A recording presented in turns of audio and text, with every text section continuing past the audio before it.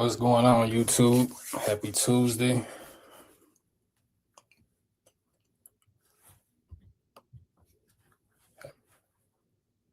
What up to everybody in the bushes? Please like, share, subscribe. Hey, what's going on? Faces by Tiff.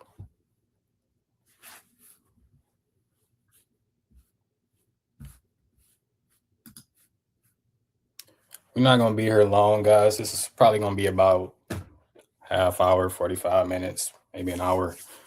But for those that have been following the London Thomas case, there has been a recent hearing about a month ago, a bond hearing. Their case had been bound over to the Third Circuit Court, so they had a calendar conference on January 30th. And I have the actual transcripts of that hearing as well.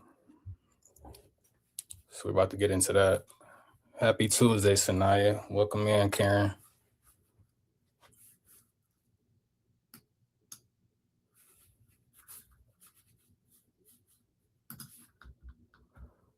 Hold on. I'm going to try to make it bigger.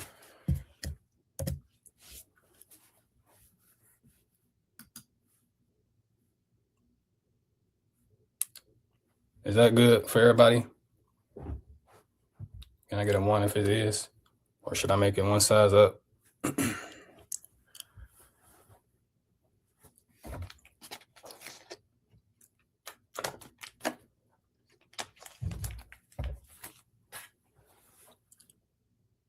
Yeah, it's cool. Okay, cool. Cool. Now it says, before the Honorable Paul Cusick, this is the judge that's presiding over this case. The hearing was as of January 30th. And here you have for the appearances for the people, who was the Wayne County prosecutor, Dominic DeGrazia, who was the assistant prosecuting attorney. And then for the defendant, Charlotte Pendergrass, you have Terry Johnson, that's her attorney. And then for the defendant, Jalen Pendergrass, her son, you have Adam Clements. There were no witnesses at this hearing. And here it goes.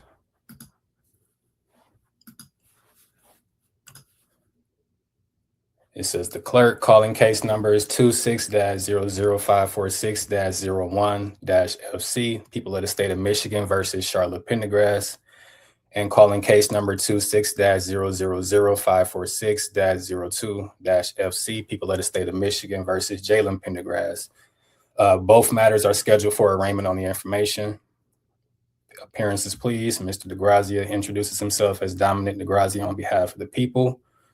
Mr. Johnson, he says, good morning, Your Honor, and he introduces himself and introduces his P number, or their attorney number, which is this right here, P70773, on behalf of Ms. Charlotte Pendergrass, who is present and stands to my left. Would you state your name, please? She says, Charlotte Pendergrass.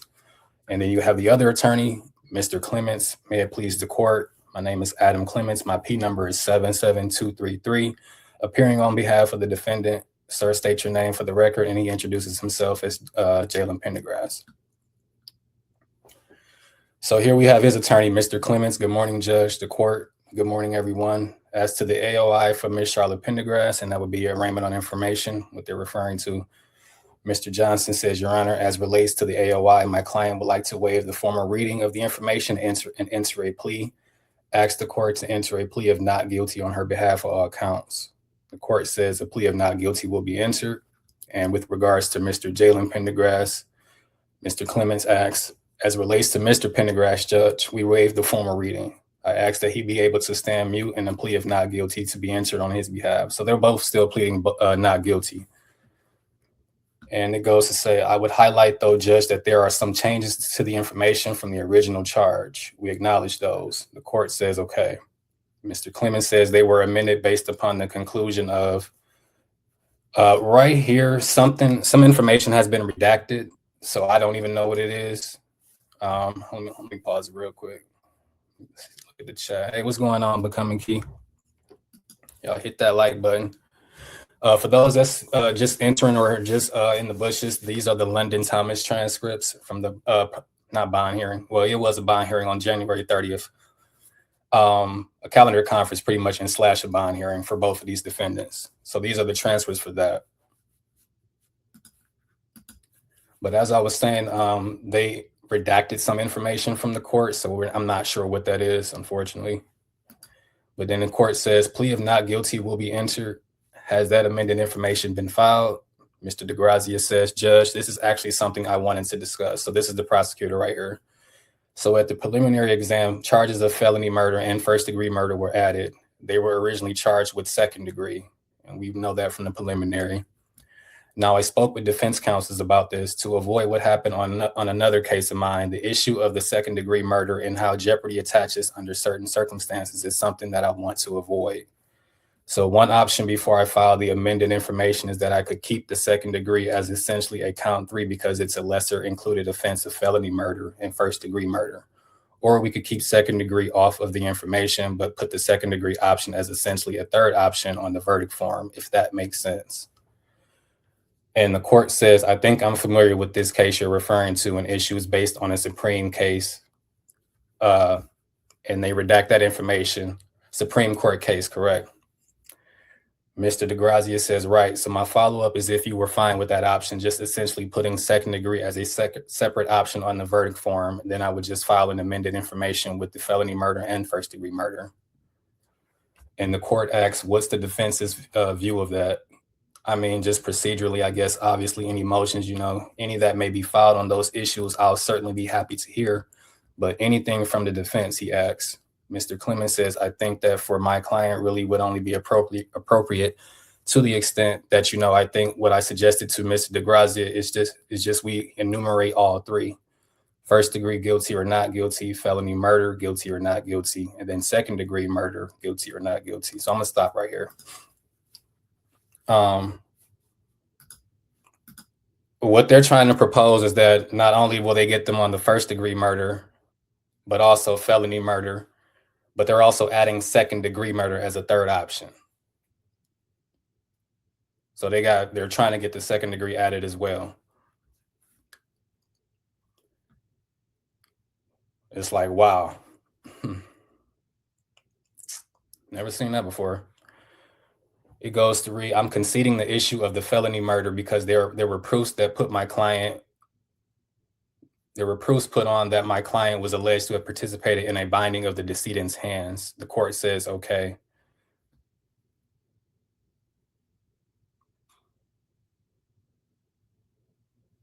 Okay. Mr. Clemens says, which would have been sufficient for unlawful imprisonment. And then that's the felony murder count and how they are joined together. So I'm recognizing there was information put on the record at the exam as it relates to client only. The court says, okay. Mr. Clemens says it might be different for the court interrupts. And here's what I'm going to do. Anything, Mr. Johnson? Mr. Johnson says, Your Honor, while I appreciate everything that's been said, I think my client is in a different position. The court says, okay. So here we have two conflicting defense attorneys. And it looks as if they're not on the same page, the mother and the son, from what it's saying from the attorneys. Hey, what's going on, Miss Ty Baby? Welcome in, welcome in.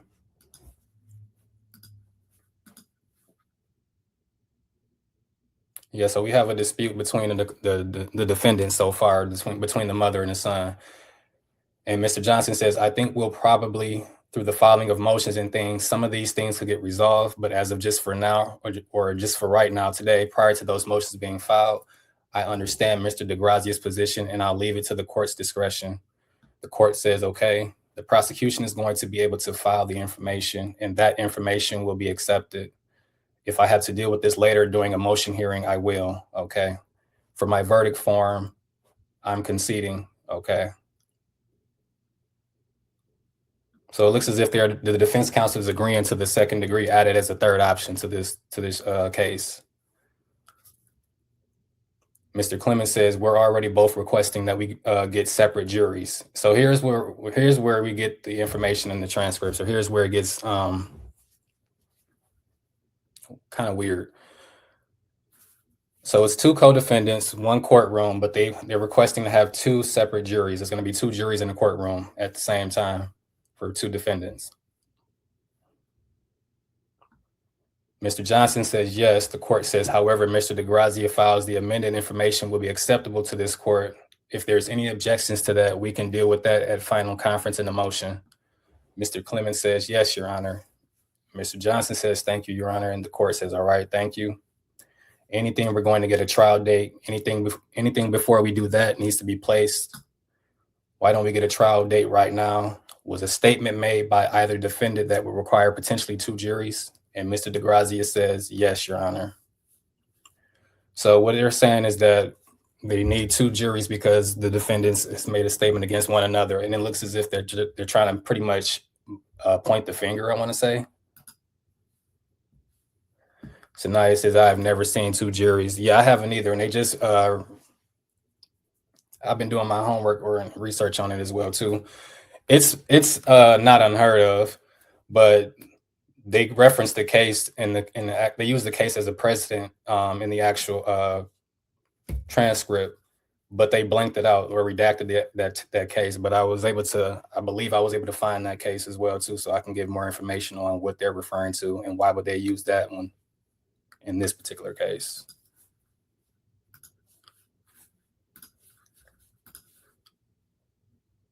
And where would I leave off? Okay, it says the court. Okay, so we will reserve the 2 jury courtroom.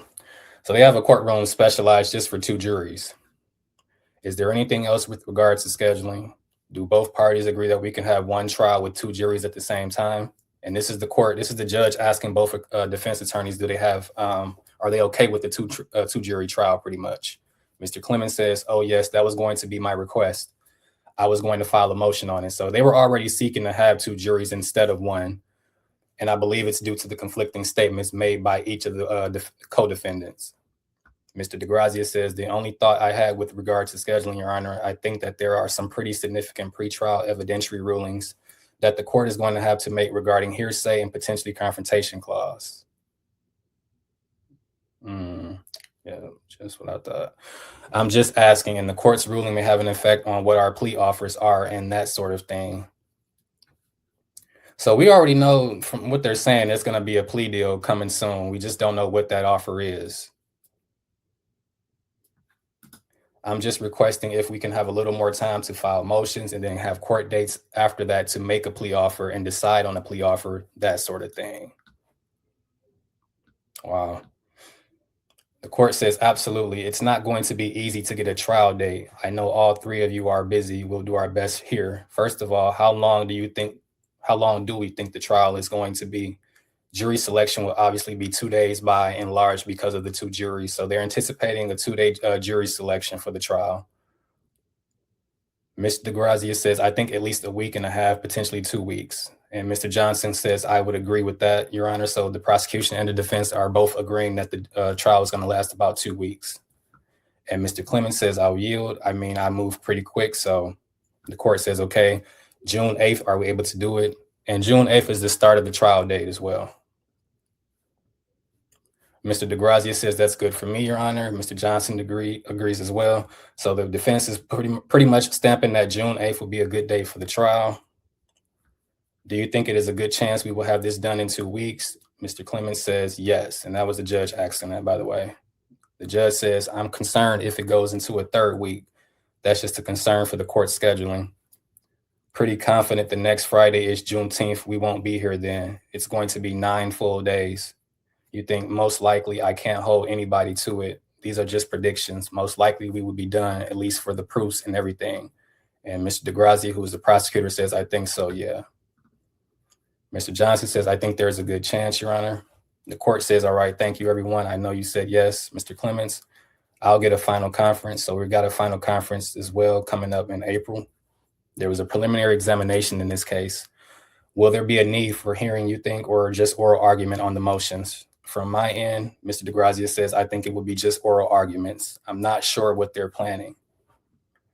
And the judge says, we'll set it for a Friday and we'll do April 10th. It's a Friday. We'll set the whole day aside if we need to.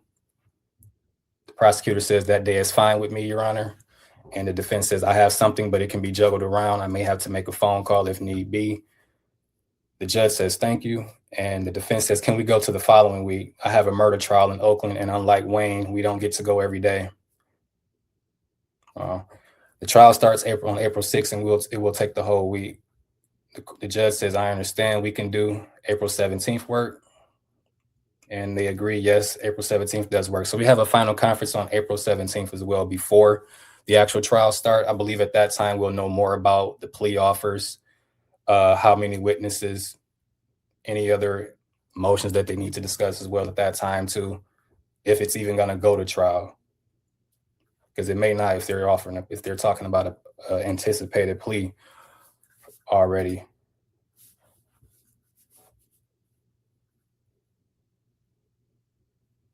Yeah, Sanaya says, I think they are going to plea. They're cooked.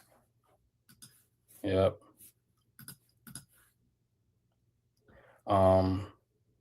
So it says, okay, so the judge says, so we will do that. I'll schedule. I don't know what type of motions are necessarily going to be filed. Obviously, that should give enough time. I think everybody agrees that should be enough time. We'll go from there. Anything else that needs to be placed on the record? Mr. Clements says, yes, Judge, if I may. The judge says, go ahead. And Mr. Clements says, so this is Jalen Pendergrass's attorney, by the way.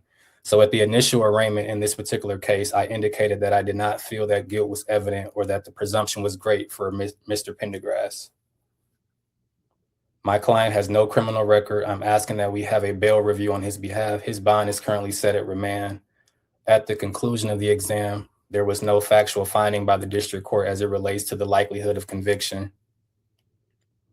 I think that given the fact that this is a circumstantial case, an assessment needs to be done if his bond is going to be continued at remand. I'd ask for a DSU report to be done, and I ask that we set the case out far enough that the bond review out far enough so that the court can have an opportunity to review the transcript, and then we can set the bond at that time. The court says, okay. Mr. Johnson says, obviously, Your Honor, I'd be asking for the same as it relates to Ms. Pendergrass. I think her circumstances are even in a much better light than Mr. Pendergrass's based on the preliminary examination. The judge says, okay, well, why don't we just do this? Why don't we will follow up to see when the transcript is due. We will make sure it's due that day.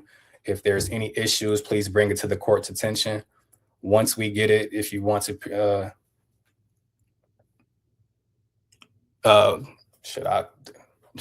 they butchered this word. Yeah. For a hearing immediately, just as long as I have, a couple of days notice to be able to review the transcript, I'll do that.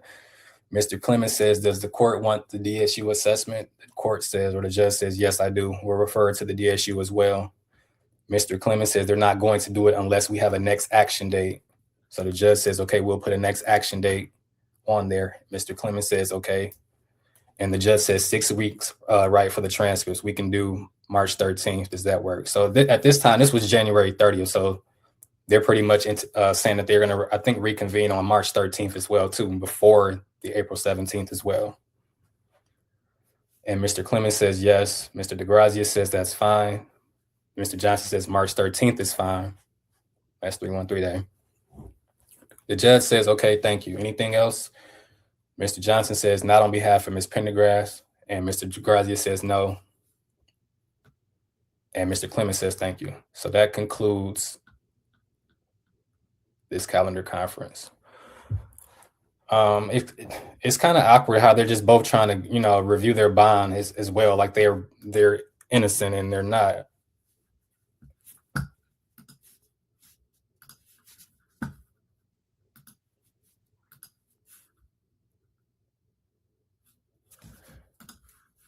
Hold on, y'all.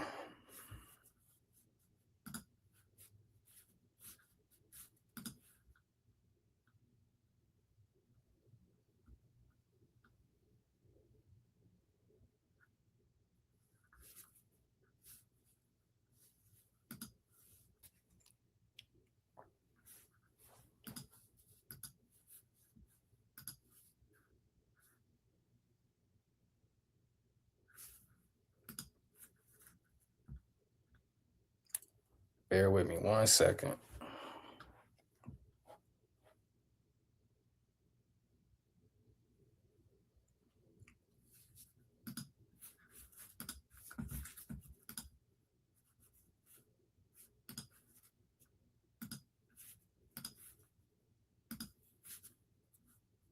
Now, I believe the case that they use as a precedent in this hearing would be People v. Hanna.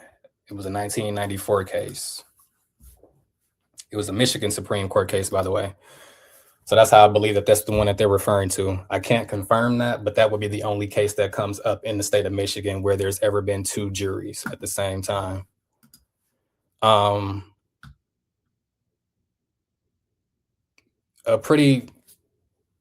Just to brief the case.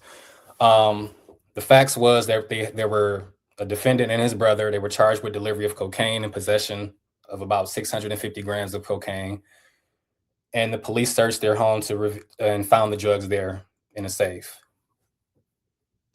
At the time, both brothers had filed pretrial motions for separate trials, claiming that they were both pointing the finger at one another. So when they say antagonistic defenses, they're pretty much saying that they're pointing the finger at one another.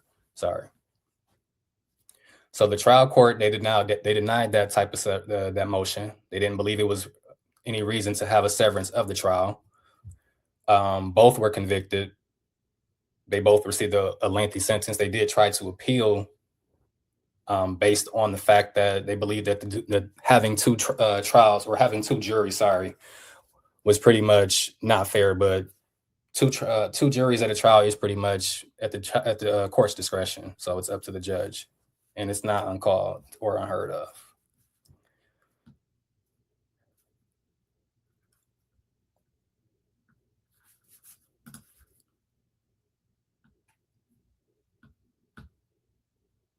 And this is the case here. And this is something that anybody can use this, but they have us use this for use this for school. And that's how I was able to find out what case that they were referring to in the transcript. But there's also another case, there's a few cases where it went to the Supreme Court of the United States. So it's not just this one for Michigan, but I believe this is the one that they used. Can't confirm it or not, though. Hey, what's going on, Miss Minnie? Welcome in, welcome in. Y'all hit that like button.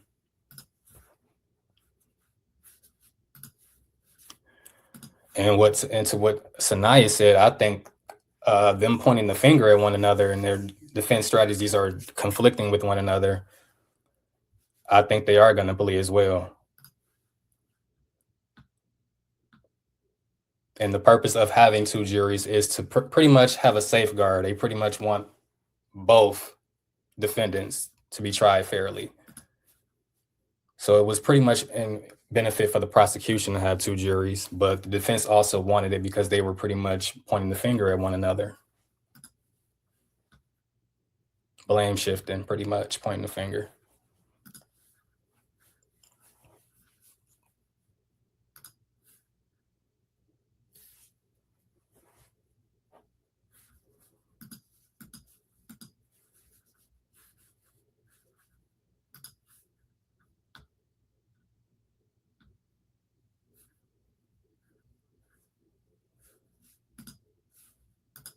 And for the DSU assessment, guys, that's his drug assessment.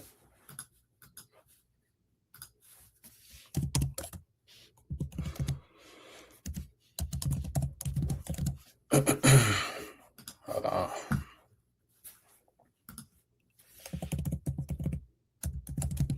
But what y'all thinking? Let me know y'all thoughts.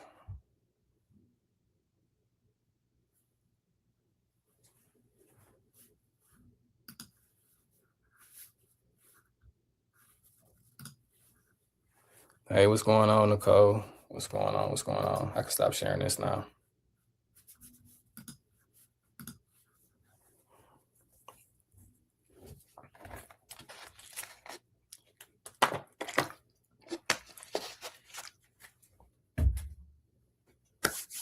But yeah, so that concludes the transcript reading.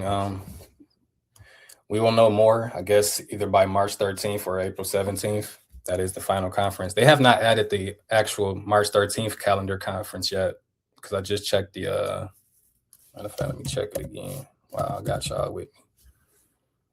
I don't think it's been added to the calendar, but I can check while we're here before we get out of here, guys. I told you I wasn't gonna keep y'all here long.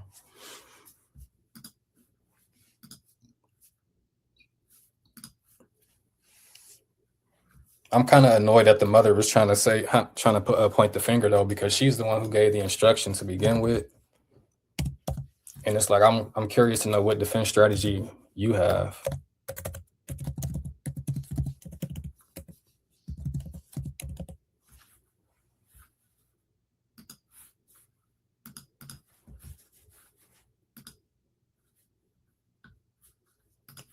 I can share this with y'all. Hold on.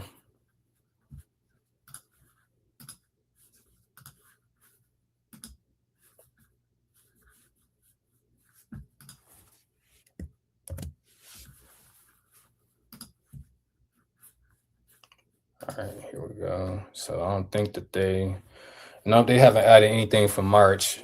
Pretty much with the transcripts confirmed, the final conference is on April 17th. And then they have the jury trial, which starts June 8th. And it's supposed to be 2 weeks, and it is a two jury courtroom, so it will be two juries there at the trial.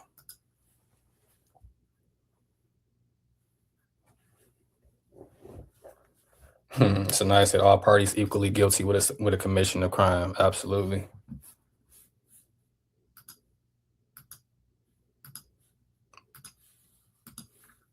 Absolutely.